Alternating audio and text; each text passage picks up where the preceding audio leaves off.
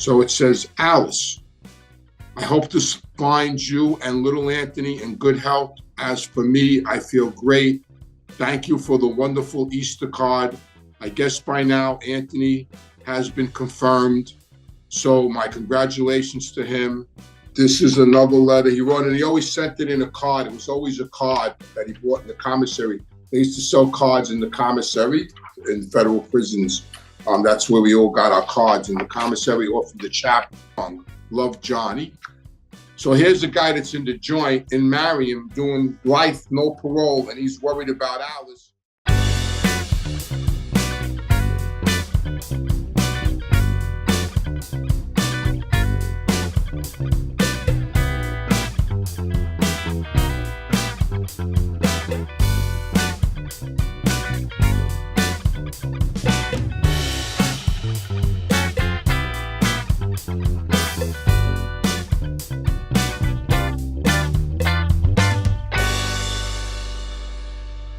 Hi, everybody. My name is Anthony Ruggiano. I want to welcome everybody to Reformed Gangsters. And if you like the content, please hit the subscribe button and ring the bell. Also, please become a Patreon member so you get early access and we could have a conversation and you could ask your questions to me personally and get answers. And the money I raise from my Patreon helps with my production and the content to give you a better understanding and better quality. So I just want to thank everybody once again for Get Gotti. I think today's day 10. It's still trending at #1 in the United States. I believe it's actually #1 around the world. It's trending #2 in England. But from what I understand, on a global scale, it's still the #1 show in the world on Netflix, which is amazing. If anybody would have told me that it was going to be such a big hit, I wouldn't have believed it. I mean, I was just hoping that it got into the top 10 the first month, let alone the next day it was #1. And that just goes to show you about the John Gotti, the fascination around this guy and, the charisma he had. And, let's be, it's all, the show's #1 because of him. I was just a part of it. But, it's just the whole country's still fascinated with this man. And, it's amazing, but I'm glad that it's working out, and I'm getting a lot of DMs. My Instagram is blowing up. My Facebook's blowing up.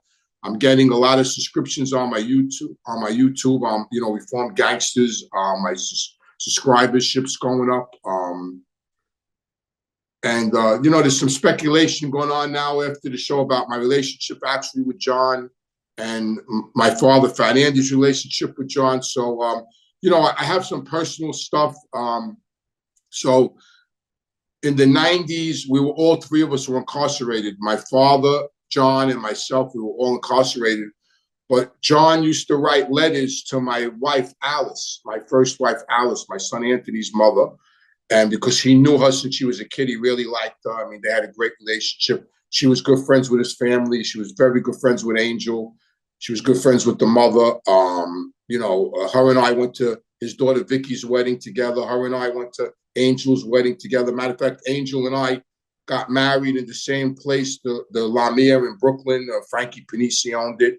He did a great job for her. He did a great job for me. Our weddings were spectacular. We had the whole place, all 3 floors. It was 2 great weddings. So what I want to do tonight is I'm going to read 2 or 3 of the letters he wrote, which are very personal. I think this should put to sleep the idea that we really didn't have a relationship or he didn't respect my father, which is not true. So I'm going to read some of the letters. These are his words. It's a little hard to read some of his handwriting. I'll do the best I can. But so this is letters from John to my family. And I'm just going to read a couple of the letters, and I hope you enjoyed them. So let's get started. I just want to, at first, hopefully you could see this. I just want to show, this is the envelope, the front of the envelope. It says, his name, Gotti, his number, 18261-053, P.O. Box 1000, Marion, Illinois, 62959, I believe. And it's addressed to Alice Ruggiano in Howell Beach. She was my first wife. So This is the letter, his fancy handwriting. This is his very fancy handwriting. I'll try to read it as best I can. So it says, Alice, I hope this finds you and little Anthony in good health. As for me, I feel great. Thank you for the wonderful Easter card. I guess by now Anthony has been confirmed. So my congratulations to him. You're right. The time flies. Excuse me. You're right. The time flies. As for his looks, he has a lot of Andy and Anthony and a little of you and some of you. Also, anyway, he's handsome. Give Andy and Anthony my love. And you take care. I'll write again soon.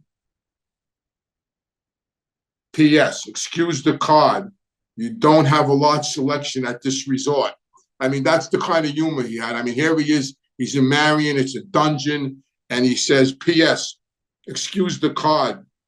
You don't have a large selection at this resort. I mean, so, I mean, the guy was amazing, But once again, he sent all of us his love. That's one letter.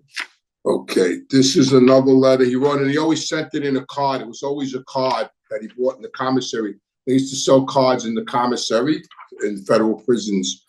That's where we all got our cards, in the commissary or from the priest or the chaplain. Okay, so this is a letter. In this letter, he talks about his daughter Angel and Alice and the kids and everything. I'll try to read it as best I can. Like I said, this is copies of the original letters. I have the original letters put away. These are copies that the government actually gave back to me because they took the letters and they made photocopies of them. Alice, I hope this letter finds you and little Anthony well. As for me, I feel great. I'm sure you realize that the article in the paper was false, as is most of the propaganda with me. I don't know what article they were talking about, but it was something that was in the newspapers that was bothering Alice and him, and he said it was just propaganda. As for you working with Angel, no, I did not know. But it's nice. So Alice got Angel a job. Evidently, they didn't tell John. So Alice wrote in her letter that Angel's working with her, and he responded, as for you working with Angel, no, I did not know, but it's nice. And yes, she has a big heart and is special to me because Alice and her were very close. And Alice always said she had a big heart. And John is acknowledging that his daughter is special to him, which is beautiful. As for you not mentioning that you're right, it's up to you. But like you wrote, you're not doing anything wrong. Alice felt, I don't know what was going on there, but some people were jealous that she was writing, but they all knew that she was writing. And John's telling her she didn't do anything wrong. Well, Alice and John knew each other. Well, Alice knows, all that. They all grew up in East New York. So John knew Alice's older brother, Louis. They went to Franklin K. Lane together, Louis, John, Jeannie Gotti. They all went to the same high school. They all came from the same neighborhood. Alice is Happy Mayone's, Murder Inc.'s great niece. So that's how they all knew each other, through Charlie Wagons. Alice's grandfather, the Duke, was a wise guy with the Gambino. So it's all ties up. And he knew Alice all her life. That's how they know. So I'll read that over again. So as far as you not mentioning that you write, it's up to you. But like you wrote, you're not doing anything wrong. I'm sorry. Oh, and now he goes, I'm sorry to read that Anthony, me, has to go away. It's a shame. This is right before I went away in 96. He wrote this letter. It's a shame, and I'm sure little Anthony will feel it the most, but it will go quickly, and he'll be home. I'm glad Frankie and Anthony, that's his grandson, Frankie and Anthony, are friends. I know that you keep a close eye on your son. As for Andy, my father was going up for parole. As for Andy, I think he'll get lucky. Give him my love and tell him I wish him luck. I haven't any idea about your problem, as you didn't write what it is. I don't know what her problem was. And you said you didn't have all the facts. I have no problems of my own, and I hope I can help with yours. Take care and give my love to all. Be strong. Love, Johnny. If you enjoy my show, please join my Patreon. Ask your questions live. And please join my Patreon at reformgangsters.com. So here's a guy that's in the joint in Marion doing life, no parole, and he's worried about Alice and our problems and saying he would help. This is the special one. This is the last one I'm going to read. This is a very special one. This was a sympathy card he sent right after my father passed away. It's addressed to Alice and little Anthony. The card is a psalm, actually. I guess it's Psalm 23:2-3. He ladeth me besides the still waters and restoreth my soul. May God gently lead you beside the still waters until your saddened heart finds his lasting peace. And what he wrote in his own handwriting right here on the top, he wrote, sorry to hear of Andy's passing. Please give my deepest sympathy to the family. I'm getting a little emotional right now. Andy was a real friend and a real man. That's John Gotti's words. Love, Johnny. A sympathy card from Marion. I'm going to read that again. Sorry to hear of Andy's passing. Please give my deepest sympathy to his family. Andy was a real friend and a real man. Love, Johnny. And I got many more of them. I got many, many more. I'll read them at other times if people want me to read them, if people are interested in what they say. People are asking me to sell them. I'm not going to sell them. I'm not going to do that. I think that would be classless if I ever did that. I'm not going to do that no matter how much money they offered me. They asked me if I wanted to put some. At one point, we were talking about putting them in the Mob Museum in Vegas. I mean, that I would do. I would display them, but I would still keep the ownership of them. I would display them for the public, but I would never sell them or give up my rights to them, my ownership to them. I mean, Alice passed away. The letters were passed on to my son. So the originals are someplace, and I have copies of them. But those are from John,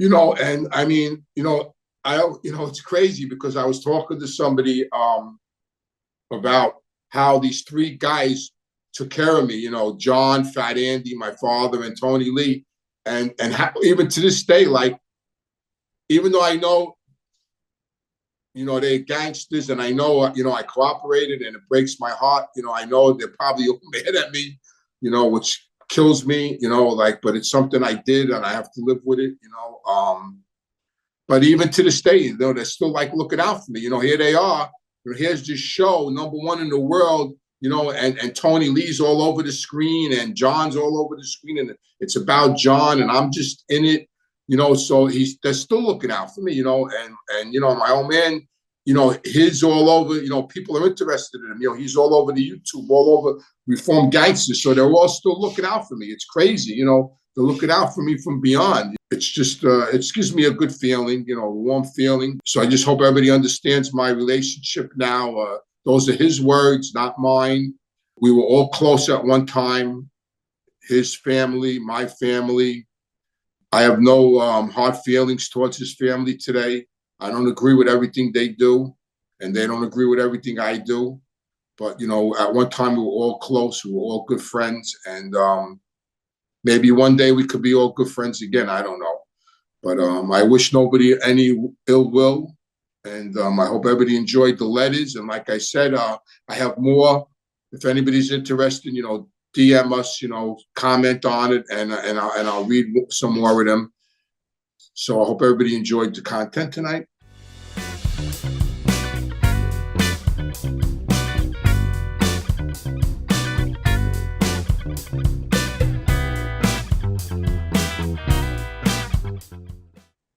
Just for clarity, in Get Gotti, you said when Paul got hit, you called your captain.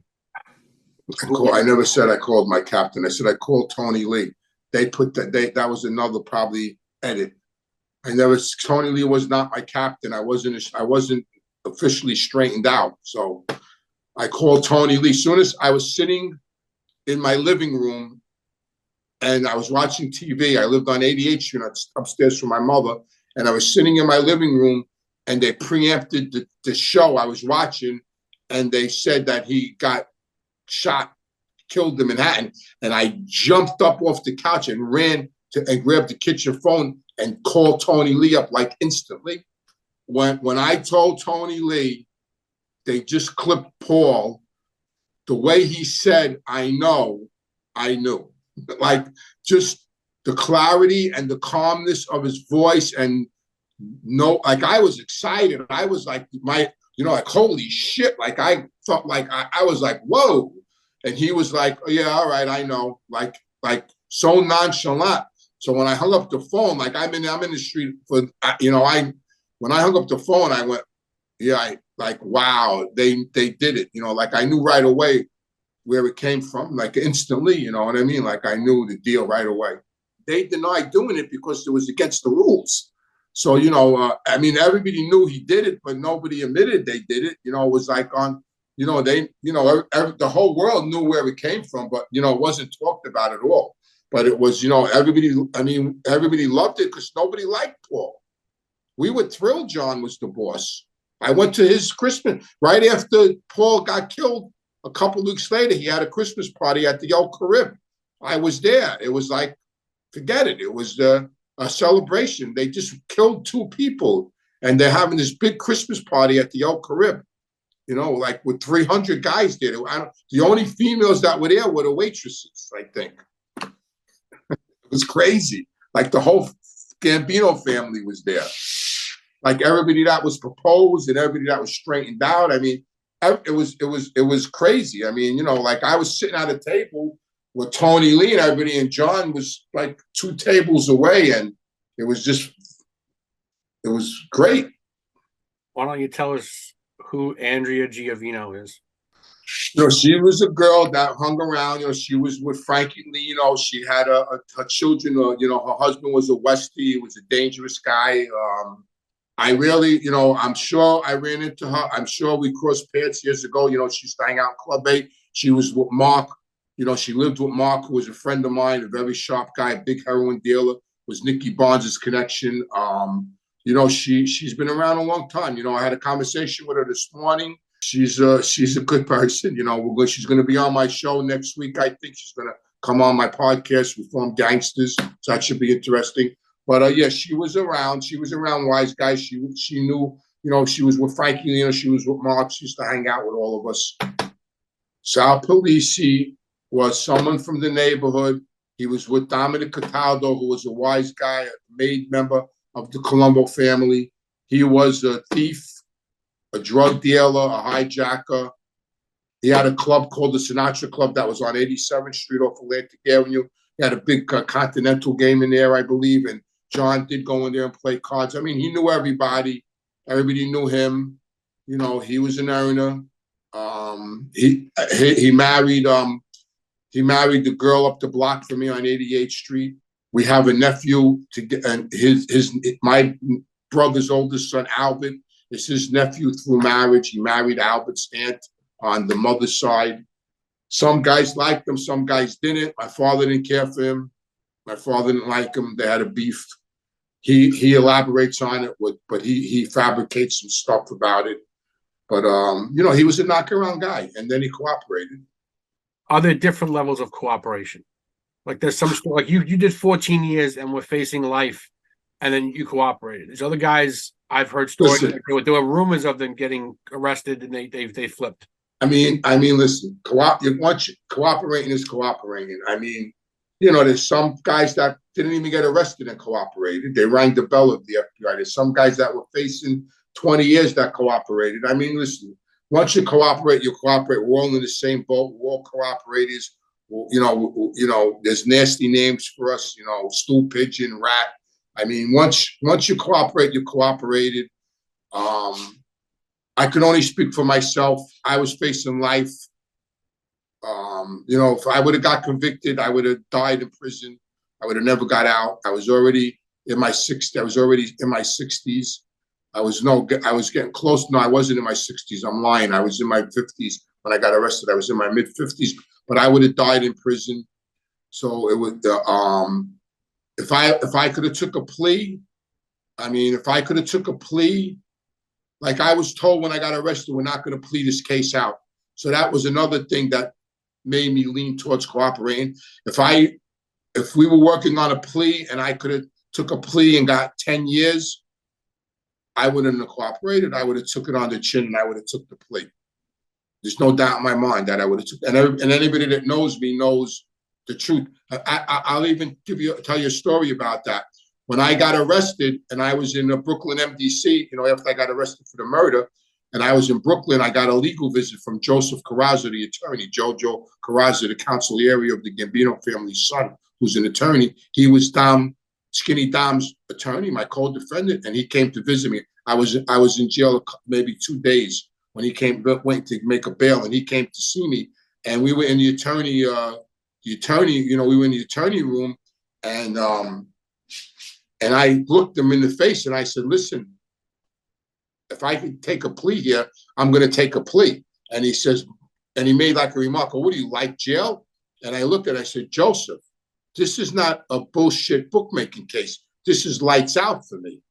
Because prior to that, he was my attorney on bookmaking cases. I mean, I was facing substantial time, but I knew I was going to get a plea on them cases, 2 to 4, 1 1/3 to 6. I knew I was going to go to jail, but it wasn't forever. 2 years, 3 years, 18 months, it wasn't forever. Like when I went to jail for bookmaking, he was the lawyer on the case. I got 2 to 4. Then when I was away, I got indicted by the feds. I wound up doing 8 years and 3 months because I got indicted by the feds on a new case while I was incarcerated. So now here I am, locked up for murder, facing life, facing forever. And I'm sitting in the attorney visiting room with him in 2005, whenever it was. And I'm telling him right there, right after I got arrested, listen, I'm willing to take a plea here. Cooperating wasn't even a thought in my mind at that point. I was already willing to take a plea from Jump Street because I knew that, I didn't know what they had. I didn't care what they had. All I knew was that I was facing life. And he looked at me and goes, boy, what do you like being in jail? And I said, no, but this ain't no bullshit bookmaking case. This is forever. And he went, yeah, you're right. So right from Jump Street, if I could have got a plea, I would have never cooperated. So is there different levels of cooperation? No, cooperating is cooperating. It's up to the individual. You know what I mean? But facing life, dying in prison played a part in my decision. Were these people worth me dying in prison? Was that life, was the mafia worth at that time dying in prison? And it wasn't. My father was dead. John was dead. Tony Lee was dead. I said this over and over again. I would have never gave any of them up. I would have never gave up my father. I would have never gave up Tony Lee. If any one of them were alive, I would have never cooperated. I would have cried myself to sleep at night if I got life. I would have never cooperated. I would have never, ever, ever gave them up. There's no fucking way I would have gave them up. That's a big topic.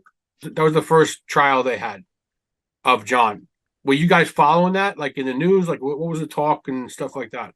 Yeah, I mean, it was a joke. It was like, why'd you hit the guy? Like he punched the guy in the face. You know what I mean? Like, but he wasn't the boss yet. You know what I mean? When he did that. So, we used to break. People used to break his balls about it. It was like everybody used to laugh. But I knew the outcome of that. I knew the guy wasn't gonna. The guy wasn't gonna go through with it. Come on, that happened to me, and I'm a nobody. I just was looking at my rap sheet, and in the 70s. I had a fight with a guy, there was this big Irish guy. He was huge. And he kept on elbowing me in the bar. And he told me, and then I said, oh, you wanna like stop elbowing me? And he like called me like a racist name, like, listen, you guinea bastard. And he had a couple of friends there with him, right? So I didn't say nothing. I was with my friend Sal. So I said, all right, no problem. Now I'm a little lit up. I'm young, I'm wild. I'm in my 20s. I'm, trying to make a name for myself. You know what I mean? So now I went outside. It's pouring rain out. I went outside and I had a bat in my car. I had like a little bat in my car. And when I got the bat and I waited in a hallway across the street from the bar, I don't know, I must have waited maybe 20, 30 minutes, and it was pouring rain out. I remember that. And I saw him come out of the bar, and I came out of the hallway, and I walked up to him and I busted him on the head with the bat. I split his head wide open, and I started hitting him with the bat, and the people in the bar saw me and they called 911, and I got arrested. Now so the cops come, they chase me down the block, they get me, they got my friend Sal, they got both of us, they lock us up. I got the paper and the thing. I got locked up for assault with a deadly weapon. He didn't show up in court because once he found out the deal and Fat Andy got involved, he didn't show up in court and they dismissed the charges. So, nobody was going to testify back then against mob guys. Today, they would, because today it's a joke. Back then, they would have got killed. You know what I mean? There's no doubt. There's no doubt about it. If that guy stuck with testifying or identifying John Gotti, he would have went. There's no doubt about it. Especially at that time, in that era, he would have went. Okay, I want to thank everybody, and don't forget, if you like the content, please hit the subscribe button and ring the bell, and please become a Patreon member. And I'll see you all soon. Have a good night.